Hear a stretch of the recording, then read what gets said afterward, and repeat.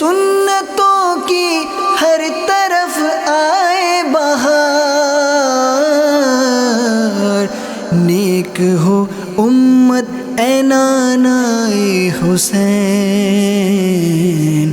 نیک ہو امت اے نانائے حسین، ہر طرف نیکی کی دعوت عام ہو، نیک ہو امت اے نانائے حسین، سنتوں کی ہر طرف آئے بہار، نیک ہو امت اے نانائے حسین۔ الحمدللہ رب العالمین والصلاة والسلام علی سید المرسلین، اما بعد فاعوذ باللہ من الشیطان الرجیم، بسم اللہ الرحمن الرحیم، الصلاة والسلام علیک یا رسول اللہ وعلی آلک واصحابک یا حبیب اللہ، الصلاة والسلام علیک یا نبی اللہ وعلی آلک واصحابک یا نور اللہ۔ فرمان مصطفیٰ صلی اللہ علیہ وآلہ وسلم ہے، جو شخص مجھ پر درود پاک پڑھنا بھول گیا وہ جنت کا راستہ بھول گیا۔ صلو علی الحبیب صلی اللہ تعالی علی محمد صلی اللہ علیہ وآلہ وسلم۔ ناظرین، ہم نے پچھلے ایپیسوڈ میں سنا تھا کہ اللہ پاک رحمان رحیم ہے، جو توبہ کرتا ہے ان پر اللہ پاک کی رحمتیں نازل ہوتی ہیں۔ مزید ہم اس کو آگے بڑھاتے کنٹینیو کرتے ہیں۔ صادق بھائی، پچھلے ایپیسوڈ میں ہم نے سنی تھی، یعنی جو توبہ کرتا ہے اس پر اللہ پاک کی رحمتیں ہوتی ہیں، اللہ پاک اس سے خوش ہوتا ہے، ٹھیک ہے؟ تو آپ سے گزارش ہے کہ اسی کو آپ جو ہے کنٹینیو کیجیے، اس پر مزید اور روشنی ڈالیے۔ ایک بہت پیارا واقعہ علماء اکرام بیان کرتے ہیں کہ بنی اسرائیل میں اچانک قحط پڑ گیا۔ قحط یعنی سوکھا ہو گیا، سب بارش کا ایک قطرہ بھی آسمان سے نہ اترا۔ لوگ پریشان ہو کر حضرت موسیٰ علیہ السلام کے پاس آئے اور آ کر عرض کی، حضور دیکھیں جانوروں کے تن خشک ہو گئے، بچے جو ہے وہ زبانیں دکھا کر پیاس کی التجا کر رہے ہیں، آپ چلیں اور اپنے رب سے جو ہے وہ دعا کرے تاکہ ہم پر باران رحمت برس جائے۔ تو 70,000 کا مجمع لے کر حضرت موسیٰ علیہ السلام ایک میدان میں جمع ہو گئے اور اپنے دست مبارک جو ہے آسمان کی طرف بلند کیے، خدا سے رو رو کر دعا کرنے لگے۔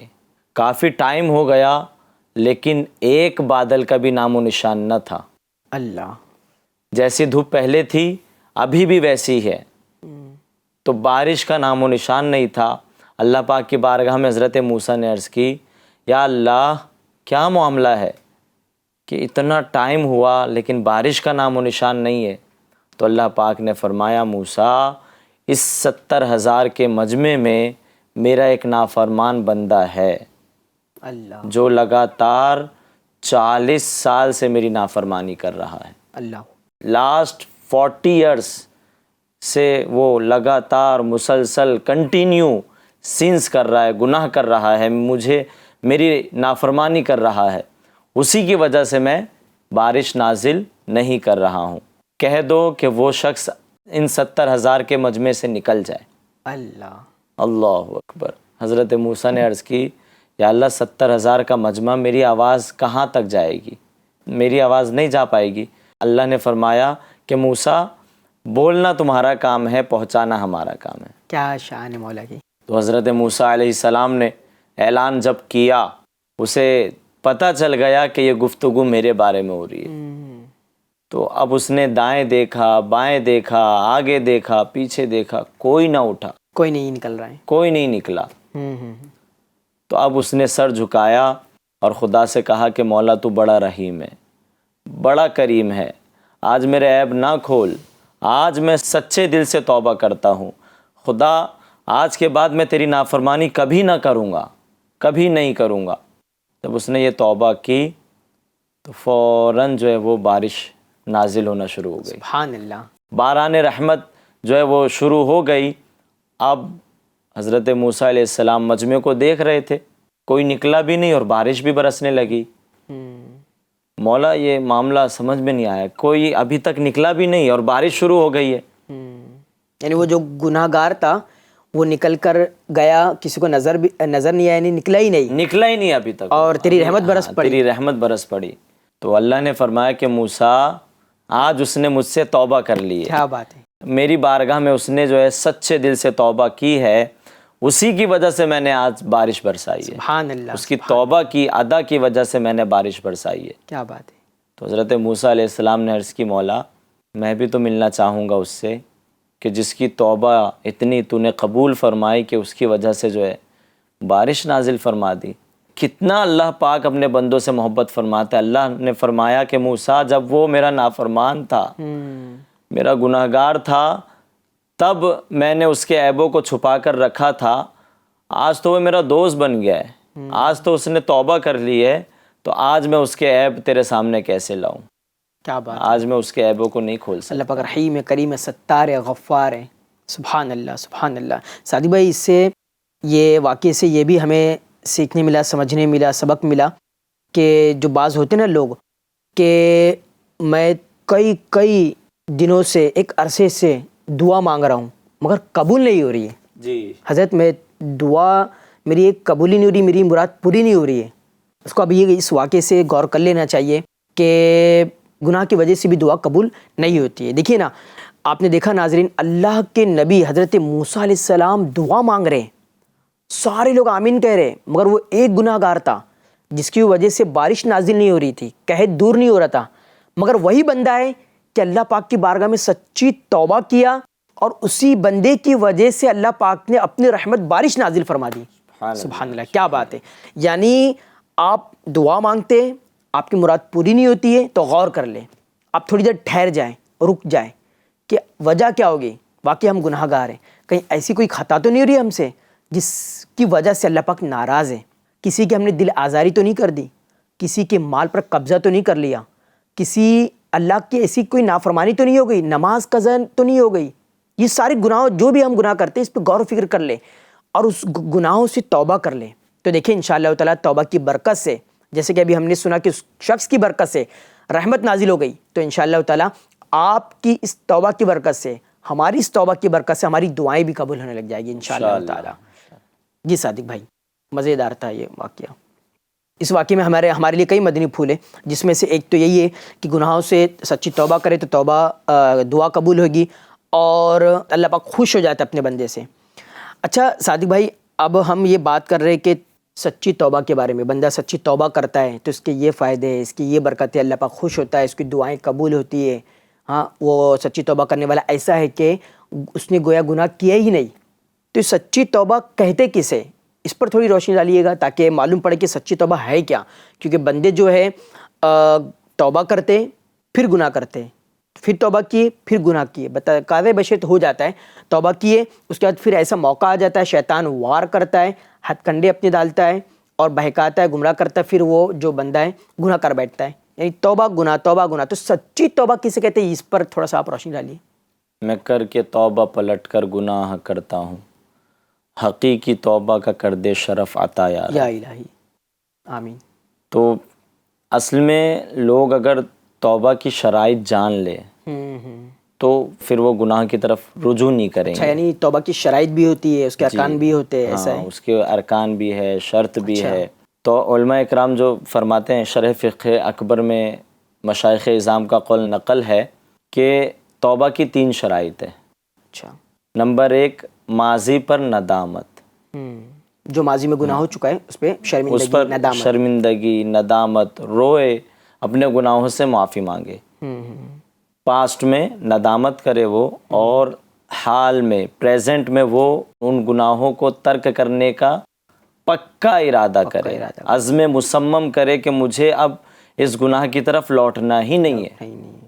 وہ جب یہ ارادہ کر لے گا تو پھر انشاءاللہ اسے گناہ نہیں ہوگا. حدیث پاک میں بھی ہے کہ جب بندہ توبہ کے بعد گناہ کرتا ہے, پھر گناہ کر کے توبہ کرتا ہے, پھر توبہ کر کے گناہ کرتا ہے, اس طرح کرتے رہتا ہے, تو اللہ پاک فرشتوں سے فرماتا ہے کہ دیکھو یہ مجھ سے مذاق کر رہا ہے, یہ مجھ سے مسخری کر رہا ہے. تو اللہ تبارک و تعالیٰ سے مذاق, معاذ اللہ, کتنا سخت عمل ہے, اس کا کتنا سخت انجام ہوگا. تو توبہ کی پہلی شرط ہے ماضی پر ندامت, پریزنٹ حال میں اس گناہ کو ترک کر دینا. اور تیسری شرط ہے مستقبل میں، فیوچر میں جو ہے نا اس کی طرف آنکھ اٹھا کر بھی نہ دیکھنا. جس گلی کی طرف ہمیں جانا ہی نہیں اس طرف دیکھنا ہی نہیں ہے.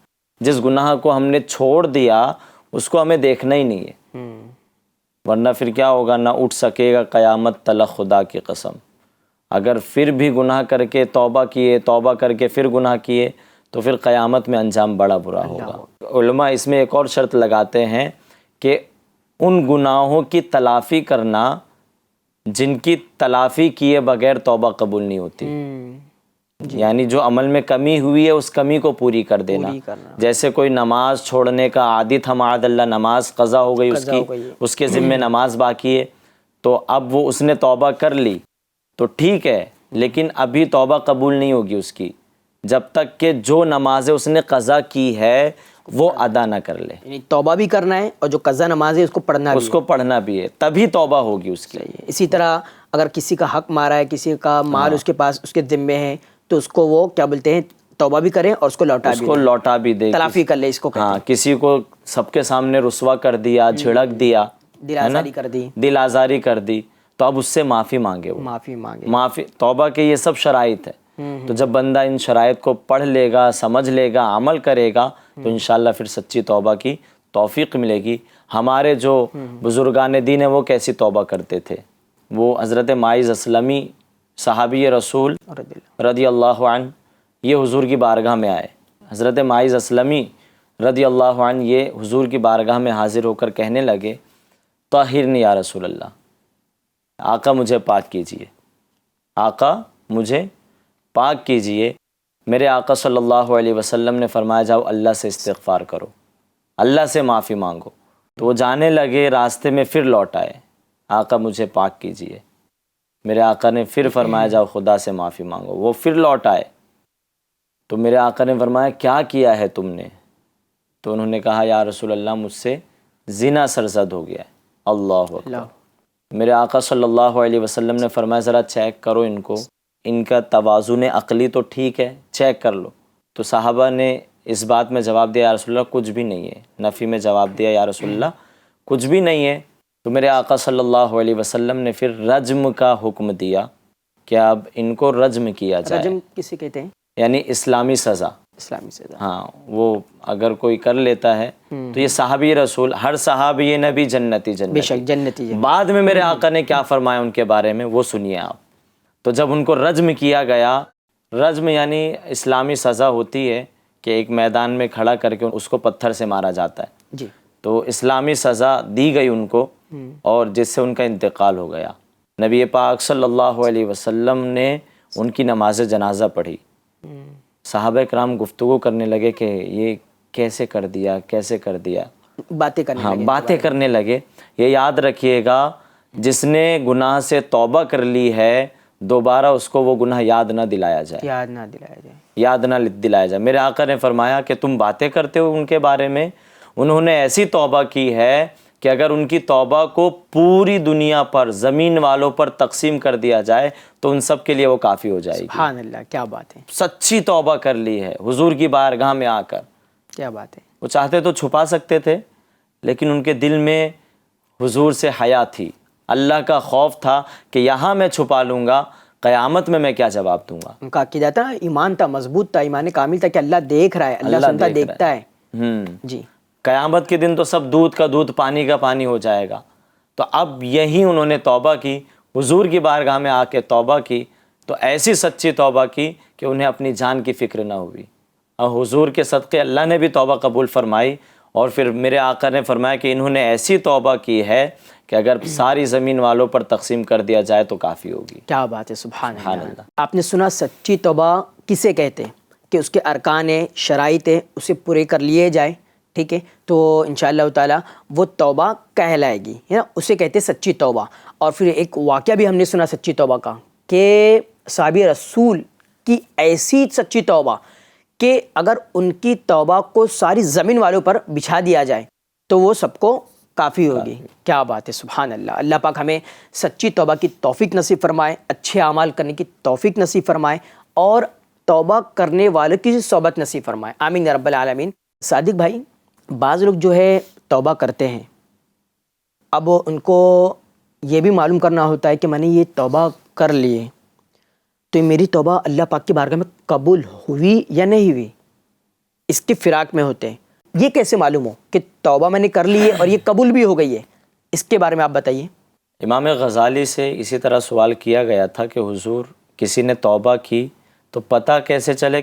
تو امام غزالی نے جو جواب ارشاد فرمایا تھا وہ عرض کرتا ہوں کہ اس میں حکم تو نہیں دیا جا سکتا، البتہ اس کی علامت یہ ہے کہ اگر وہ بندہ اپنے آپ کو آئندہ گناہ سے بچتا دیکھے اور یہ دیکھے کہ دل خوشی سے خالی ہے اور رب تعالیٰ کے سامنے نیک لوگوں سے قریب ہو، بروں سے دور رہے، دنیا کو بہت سمجھے اور آخرت کے بہت عمل کو تھوڑا جانے، دل ہر وقت اللہ کے فرائض میں منہمک رہے، اللہ کی عبادت میں لگا رہے، زبان کی حفاظت کرے، ہر وقت غور و فکر کرے، جو گناہ کر چکا ہے اس پر غم و غصہ اور شرمندگی محسوس کرے تو سمجھ لو کہ توبہ قبول ہو گئی ہے۔ کیا بات ہے، زبردست۔ توبہ قبول ہو گئی یہ کیسے معلوم ہو؟ اس کی علامت ہے، یعنی ہم یہ کنفرم بتا نہیں سکتے کہ ہماری توبہ قبول ہو گئی ہے، ہاں حسن زن، اللہ پاک سے حسن زن اور یہ امید ہم رکھ سکتے ہیں کہ اللہ پاک ہماری توبہ قبول فرمانے والا ہے۔ ہاں اس کی علامت ہے کہ بندہ گناہوں کی طرف جائے نہ، اب گناہوں کی طرف نہ جائے، اچھا نیکیوں کی صحبت اختیار کرے، بروں سے بچے اور اللہ کی یاد میں رہے، نیکی کا کام کریں، یہ سب اس کی علامت ہے۔ تو علامت اگر یہ آپ کو نظر آ رہی ہے تو آپ پر امید ہو جائیں کہ اللہ پاک نے آپ کی توبہ قبول فرما لیا ہے اور آپ کو نیکی کرنے کی توفیق عطا فرمایا ہے اور گناہوں سے بچنے کی سعادت دے دی ہے۔ سبحان اللہ، کیا بات ہے۔ اللہ پاک ہمیں توبہ کی توفیق نصیب فرمائے، سچی توبہ کرنے والے، بار بار توبہ کرنے والے، نیکوں کی صحبت اختیار کرنے والا بنائے، آمین یا رب العالمین۔ صادق بھائی، ہمارا جو موضوع تھا توبہ اور گناہ، ابھی تک تو ہم نے توبہ کے بارے میں سنا، گناہوں کے بارے میں آپ بتائیے گا کہ کبیرہ گناہ کیا ہے اور ان کے عذابات، اس پر روشنی ڈالیے گا۔ کبیرہ گناہ فرائض کو چھوڑنے کو کہتے ہیں، یعنی فرائض بندہ ترک کر رہا ہے، چھوڑ رہا ہے تو اب وہ گناہ کبیرہ کر رہا ہے۔ حرام کام کے کرنے کو گناہ کبیرہ کہتے ہیں، جیسے زکوٰۃ نہ دینا۔ اللہ پاک پارہ 10 سورہ توبہ کی آیت نمبر 34 اور 35 میں ارشاد فرماتا ہے، ترجمہ کنز الایمان، اور وہ کہ جوڑ کر رکھتے ہیں سونا اور چاندی اور اسے اللہ کی راہ میں خرچ نہیں کرتے، انہیں خوشخبری سناؤ دردناک عذاب کی، جس دن وہ تپایا جائے گا جہنم کی آگ میں، پھر اس سے داغیں گے ان کی پیشانیاں اور کروٹیں اور پیٹھیں، یہ ہے وہ جو تم نے اپنے لیے جوڑ کر رکھا تھا، اب چکھو مزہ اس جوڑنے کا۔ یعنی جو سونا چاندی جوڑ کے رکھتے ہیں، زکوٰۃ نہیں دیتے، قیامت کے دن یہی سونا چاندی جو ہے جہنم کی آگ میں گرم کیا جائے گا اور پھر ان سے ان کی پیشانی کو داغیں گے، کروٹوں کو داغیں گے، ان کی پیٹھوں کو داغیں گے اور کہیں گے چکھو اس کا مزہ جو تم نے جوڑا تھا۔ فرمان مصطفیٰ صلی اللہ علیہ وسلم، جس کو اللہ پاک نے مال دیا اور وہ اس مال کی زکوٰۃ ادا نہیں کرتا تو وہ مال قیامت کے دن گنجے سانپ کی صورت میں کر دیا جائے گا، جس کے سر پر 2 چتیاں ہوں گی، یعنی 2 نشان ہوں گے، وہ سانپ اس کے گلے میں توق بنا کر ڈال دیا جائے گا، اس کے گلے میں وہ سانپ ڈال دیا جائے گا، پھر اس کی باچھیں پکڑے گا اور کہے گا میں تیرا مال ہوں، میں تیرا خزانہ ہوں۔ اللہ اکبر۔ اور جو نماز نہیں پڑھتے، نماز قضا کر کے پڑھتے ہیں، بے شمار وعیدیں ہیں۔ اللہ تبارک و تعالی قرآن پاک میں ارشاد فرماتا ہے فَخَلَفَ مِن بَعْدِهِمْ خَلْفٌ أَضَاعُوا الصَّلَاةَ وَاتَّبَعُوا الشَّهَوَاتِ فَسَوْفَ يَلْقَوْنَ غَيًّا۔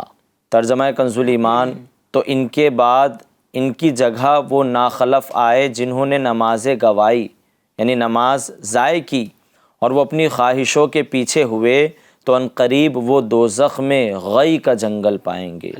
اور غی یہ کیا ہے شہاب الدین بھائی؟ یہ جہنم کی ایسی وادی ہے جس کی گرمی سے خود جہنم بھی پناہ مانگتا ہے۔ اللہ اکبر۔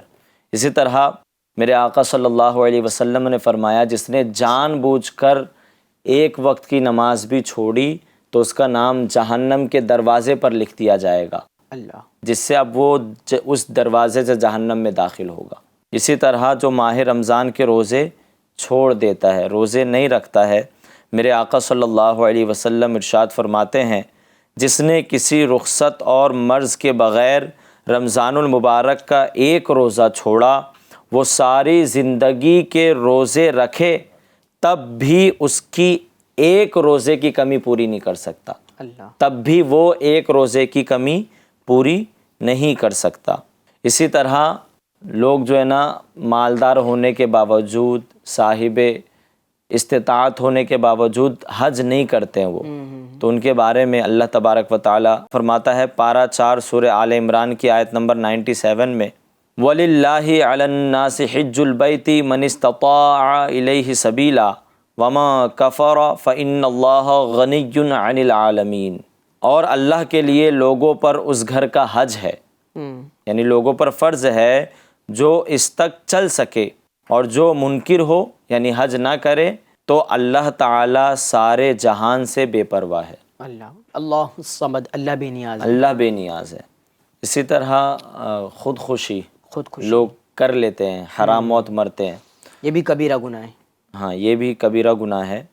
فرمان مصطفیٰ صلی اللہ تعالی علیہ وسلم، جس نے خود کو جس چیز سے ہلاک کیا اسے جہنم کی آگ میں اسی چیز کے ساتھ عذاب دیا جائے گا۔ اللہ، اللہ اکبر۔ اس پہ تو صادق بھائی بعض لوگ جو ہے نا وہ سوچتے ہیں کہ ہم خودکشی کرنے کے بعد چھٹکارا پا جائیں گے، یعنی دنیا میں ان کے پاس تکلیف آتی ہے، مصیبتیں آتی ہیں، مطلب اتنا وہ مصیبت و آلام، دکھ، درد میں گھر جاتے ہیں کہ خودکشی کرنے پہ آ جاتے ہیں۔ اب وہ سوچتے کہ میں اب خودکشی کروں گا چھٹکارا مل جائے گا مجھے، مل جائے گا، نہیں بلکہ وہ پھنس گیا ہے۔ اچھا، یعنی خودکشی کرنے کے بعد چھٹکارا یا وہ پھنس گئے؟ ہاں، وہ علماء لکھتے ہیں کہ قیامت تک وہ جس طریقے سے دنیا میں اس نے خودکشی کی تھی، قیامت تک وہ اسی طرح خودکشی کرتا رہے گا۔ اللہ، کوئی اگر 7 مالے سے کود گیا تھا تو قیامت تک وہ 7 مالے سے کودتا رہے گا۔